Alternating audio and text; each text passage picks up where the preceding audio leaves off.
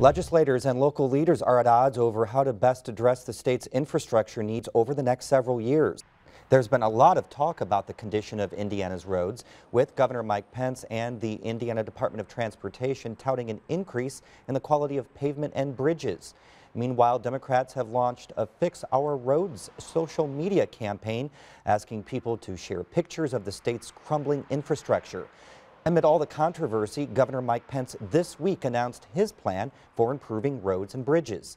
Reporter Barbara Brosier has been following this story all week and is here to break it all down. Barbara, what does Pence's proposal call for?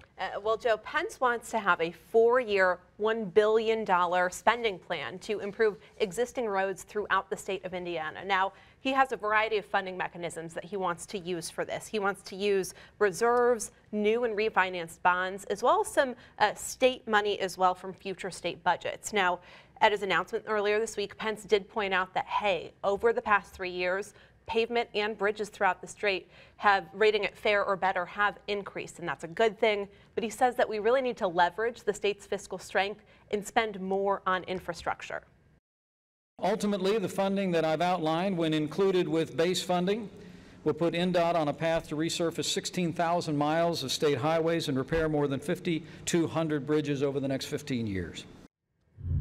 Pence says he did speak with several of the state's legislative leaders when developing his plan. And Joe, legislators would have to approve much of the money that he wants to use for this funding proposal before it could go forward. Well, then how are legislators responding to this plan then? It really depends on who you talk to, but this is not an issue that's necessarily split along party lines by any means.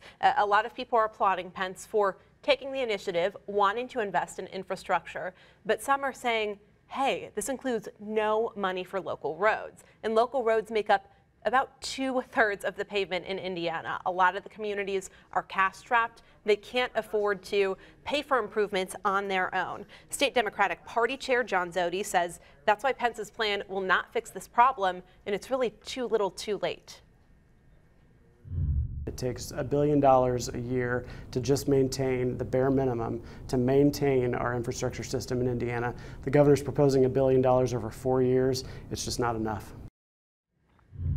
Zodi says Pence's plan was a political reaction to criticism the administration received about the month-long closure of a bridge along I-65 over the summer.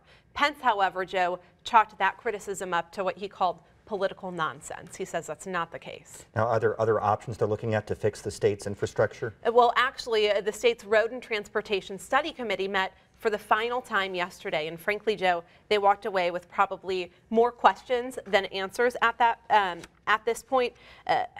They do know that the state definitely needs more money for roads. How much more? INDOT says about $250 million more on top of existing funding, but there was a question about that number as well, because INDOT has previously said we need $300 million.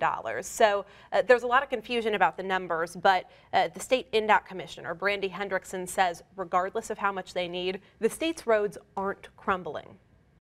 We are not in a crisis mode related to our infrastructure. Our bridges are sound, our pavement is sound. And Joe, another issue that was very briefly touched on during this committee meeting is INDOT's investigation into faulty asphalt that it discovered was being used to pave some of the state's roads. They say they're looking into $71 million worth of projects to see how big of an issue this is. They're not sure at this point. Okay, thank you very much, Barbara.